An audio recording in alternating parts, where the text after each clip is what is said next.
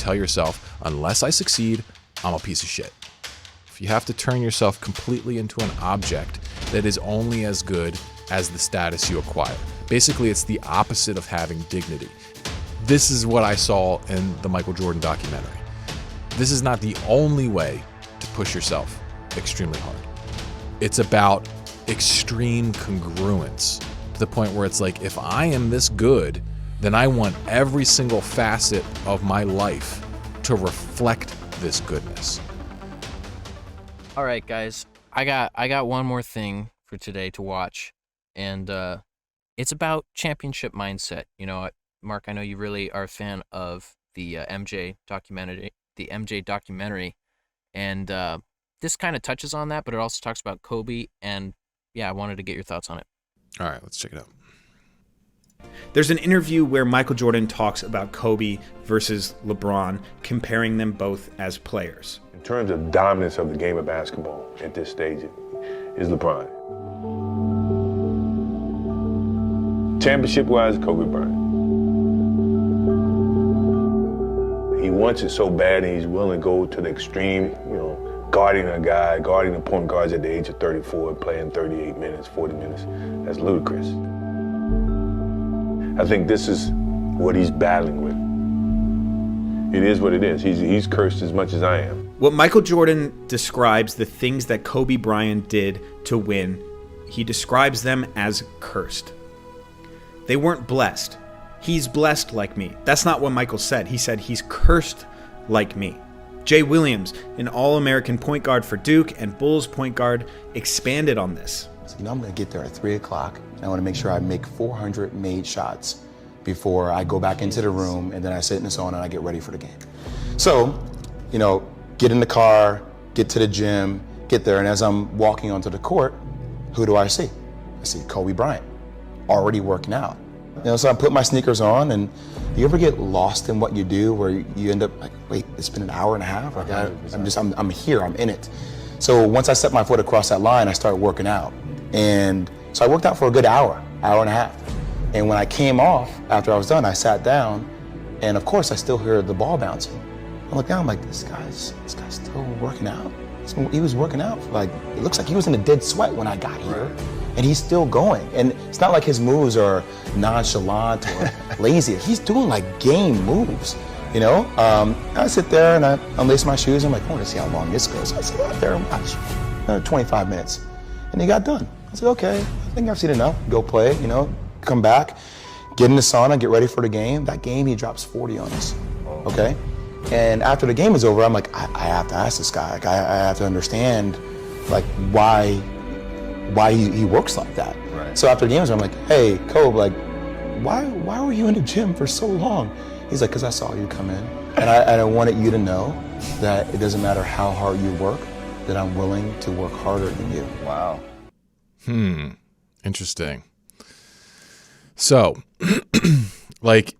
I've used Michael Jordan as kind of like my example for this for a while, and I think Kobe Bryant might fit into the same thing. I don't know enough about his mentality around all of this stuff. I haven't seen enough interviews with him. But the thing with Michael, I can say for sure, is that he comes from what I would call, not for sure, you can never really know another person's heart or whatever, but from what I can tell, he comes from what I would call a vacuous mentality, where it's like he believes that unless he's number one, then he's not good enough. And this is a very powerful mindset. This is one of the prime ways that you can generate motivation in life, is you tell yourself, unless I succeed, I'm a piece of shit. And it's essentially like you scare yourself into achieving dominance. Now, the issue with this approach, there's several issues. The first issue is that most people, they can't take it far enough. They'll use it when they really need to. If they have to actually study for a test, it's like, shoot, I've been procrastinating so long, but if I get this grade and it's really this bad, well, then I'm going to hate myself. So, all right, fine, I'll finally study. It's the last minute. I'll just do something. That's how most people use this power. But if you want to do it to the point where you're very proactively using it, you have to really dehumanize yourself. You have to turn yourself completely into an object that is only as good as the status you acquire. Basically, it's the opposite of having dignity. It's you remove all of your dignity and you say, the only way I will accept myself is if I win all of these little good boy points in some field or another. Either it's I make all the money, or I get all the women to sleep with me, or I make, I'm the best basketball player, or whatever it is. And so you can, if you're willing to go to that sociopathic sort of extreme, then you can push yourself unbelievably hard. And this is what I saw in the Michael Jordan documentary. Now, this is not the only way to push yourself extremely hard. The other way, as we're kind of talking about it earlier in the podcast, is like to start with this idea that you're actually already inherently good, and that nothing you do will make you any better or any worse. So there's this deep sense of security that you start with. But then from there, it's about extreme congruence to the point where it's like, if I am this good, then I want every single facet of my life to reflect this goodness. It's a radiant versus a vacuous mentality. Like that other mentality is like, I'm not good. I need to earn these points to get good. This is like, I'm so good that I want that goodness to burn out through every cell of my living, my life. And so you can learn how to do that as well. And I think that's the much better approach. And so I don't know. I don't know enough about Kobe to say which one he was operating from.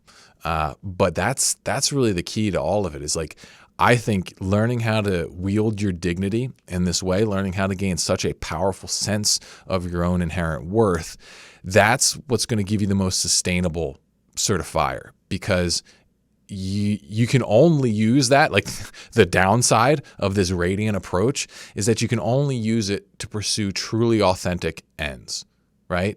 Like you can, like, is it worth sacrificing everything for a basketball game? I don't know. I don't think so. I wouldn't be able to do it. It wouldn't be worth that much to me.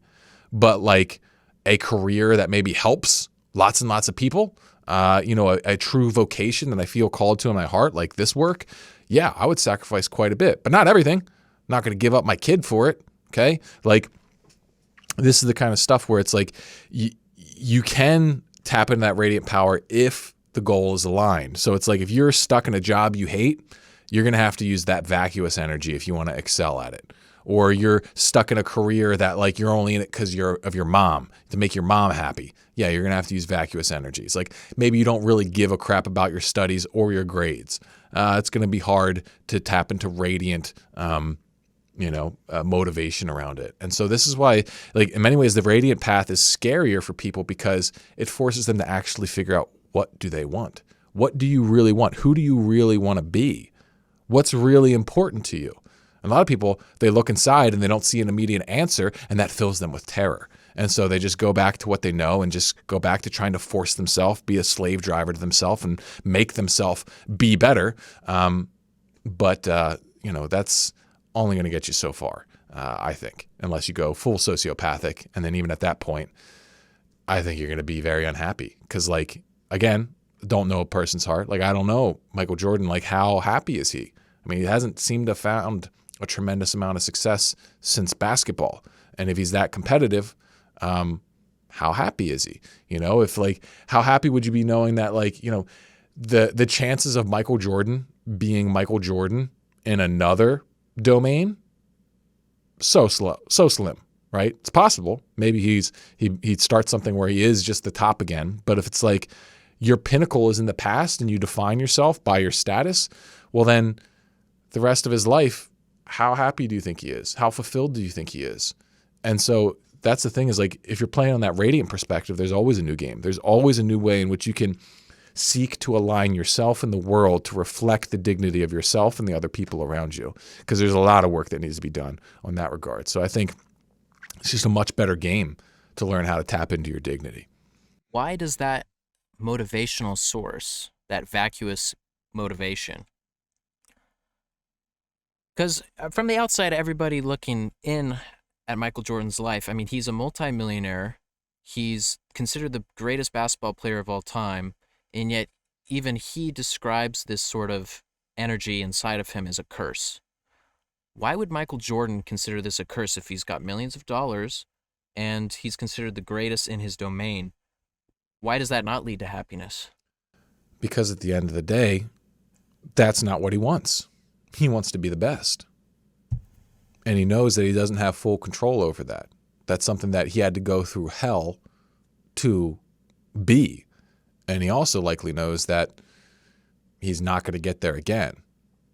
Right? And so it's just one of those things where it's like once you're really tapped in to extreme performance in some regard, like you're really trying to be the best in something, the secondary stuff is secondary. Like the money, the fame, and all that kind of stuff. It's just, what do you care? Like that wasn't your goal. Your goal wasn't to be the richest basketball player in the world. Your goal was to be the best. And so it's like, right. If it's not your goal, then it's not going to provide the full sweetness. So I think that's it. And once that goal is done, once he's achieved it, like what else does he have to do? Actually, it would be interesting to see what guys like that do just as a daily routine. I know there's a Beatles documentary, and I think Ringo Starr was asked, what do you do all the time? And he's like, I just sit around and watch daytime television. And it's like, well, if you want to do that, that's great. Like, I'm not judging Ringo, right? But it's just interesting that these guys who achieve, maybe that's why. Maybe it's because it's like it's a one and done. You do it, you win your 6 rings, go 6 for 6, and then it's like, okay, well now what? Now I have the majority of my life to live out. What am I living for? Is it over? Is that? I think it's like, well, once you reach that like such a high level in one thing, and you do, and it was such a price to get there, that like, why would you try something else? Right? Like it's almost like I feel like if you're coming at it from this place of conditional worth, why even put yourself in the position to fail? Right? So it's like Ringo Starr. It's like, why would he go and try and do something else? Nothing's going to compare it to the Beatles, at least if you're coming at it from this vacuous mentality. And it's like, well, what if you weren't? What if you were able to see that your success in that previous thing actually didn't make you any better, and failing in the future doesn't make you any worse? Then you just have, well, I now have all these resources that I can use to play this game however I want. I can actually do more exciting things. I can find a new adventure. I can find something else to get into trouble with. And so that's the way I would want to approach it. Maybe this whole show becomes massively successful one day. Well, if I don't want to keep doing it, I hope I find something else to I know I'll find something else, because I'm never going to just be the person who sits around, because it's like the world's not heaven yet. Until it's heaven, you got shit to do. And it's like, if you're not doing that, well, then you're not channeling the will of God, because that's the whole thing. Is like, it's supposed to bring this kingdom to earth. It's like we're trying to make this place as good as we possibly can. And until it's that, the fuck are you doing just sitting around watching daytime TV? I'm not saying there's not a time and a place for having a more relaxed season in life, but come on, be a man.